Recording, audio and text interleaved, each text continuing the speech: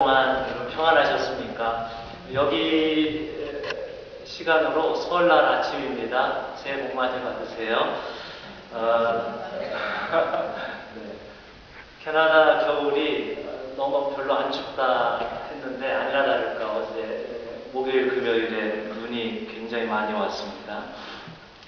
지난 시간에 요한계시록에 나와 있는 소아시아에 있는 7교회 중에 첫 번째 에베소 교회에 대해서 우리가 함께 말씀을 나누었습니다. 오늘 말씀에 보면 그 아시아에 있는 7교회 중에 두 번째 교회는 서머나 교회입니다. 세 번째 교회는 두아디라 교회입니다. 오늘은 두 번째, 세 번째 교회를 조금 함께 좀 살펴보려고 합니다. 두 번째 교회인 서머나 교회를 보니까 환난을 핍박을 많이 받았다 했습니다. 그리고 물질적으로 가난했다. 그렇게 성경에 쓰여 있습니다. 9절, 10절에 보면 나는 네가 당한 환난과 궁핍을 알고 있다. 그런데 사실 너는 부요하다. 이렇게 말을 했고 네가 장차 받을 고난을 두려워하지 말아라. 보아라. 악마가 너희를 시험하여 넘어뜨리려고 너희 가운데서 몇 사람을 감옥에다 집어넣으려고 한다. 너희는 열흘 동안 환난을 당할 것이다.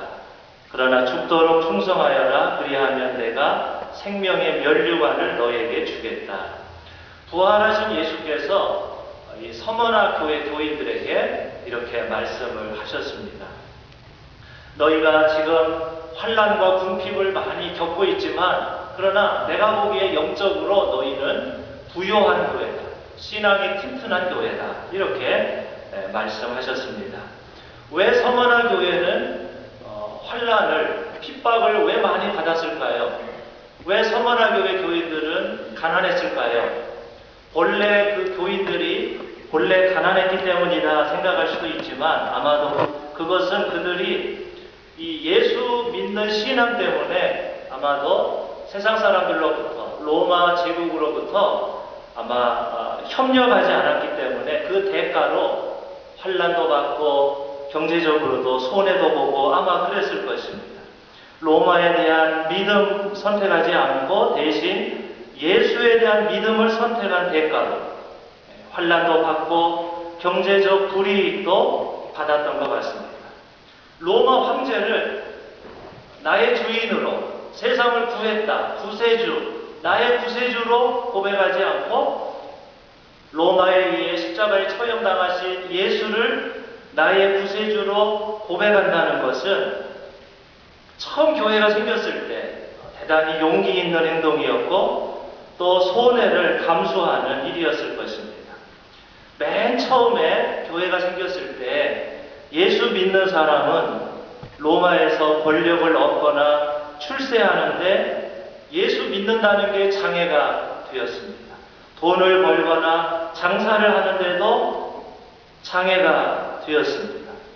그런 장애와 불이익이 있음에도 불구하고 서머나 교회 교인들은 그런 것을 다 포기하고서라도 예수를 믿고 그 예수의 말씀대로 살려고 하는 그런 노력을 기울였습니다.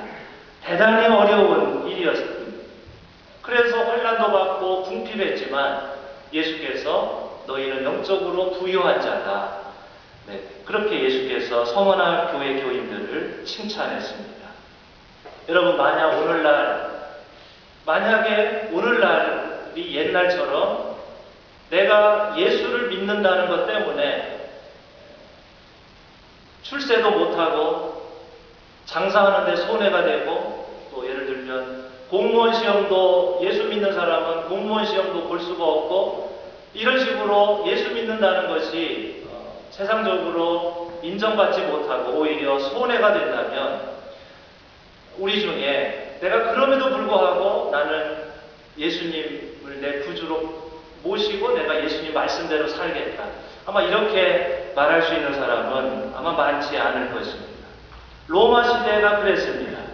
그래서 서머나 교회 교인들은 주변으로부터 따돌림을 받았고 로마식대로 살지 않는다고 해서 경제적으로도 가난했습니다.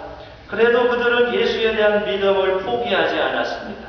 그래서 부활하신 예수께서 그들에게 끝까지 죽도록 충성하여라. 그리하면 내가 생명의 면류관을 주겠다. 너희들의 그 헌신, 그 믿음을 내가 기억하겠다. 면류관을 주겠다. 주님께서 약속하셨습니다. 여기 10절 말씀을 보면 네가 장차 받을 고난을 두려워하지 말아라. 보아라, 악마가 너희를 시험하여 넘어뜨리려고 너희 가운데서 몇 사람을 감옥에다 집어넣으려고 한다. 너희는 열흘 동안 환난을 당할 것이다. 이런 말씀이 나와요. 이 신앙 때문에 열흘 동안, 10일 동안 너희가 환난을 당할 것이다. 자, 이런 생각을 하십니다. 왜 하필 10일일까? 열흘 동안 너희가 환난을 당한다. 이 뜻이 무슨 뜻일까요?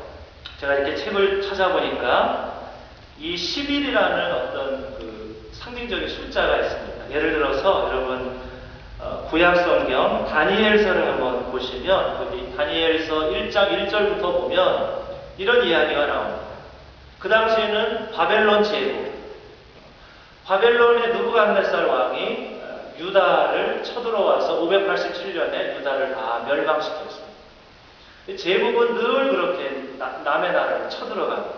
그리고는 그 이스라엘의 소년 중에 아주 집안이 좋고 용모가 뛰어나고 똑똑한 소년들을 붙잡아 가다가 자기 왕의 심부름꾼으로 삼기 위해서 용모가 뛰어난 예루살렘 소년들을 바벨론으로 데리고 가서 3년 동안 바벨론 사람으로 만들기 위해서 이제 교육을 시키는 겁니다. 그게 두 가지인데, 바벨론 음식을 먹게 하는 겁니다. 너 이스라엘식 음식 먹지 말고 철저하게 바벨론 제국의 음식을 먹어라. 포도주와 고기를 먹어라. 이제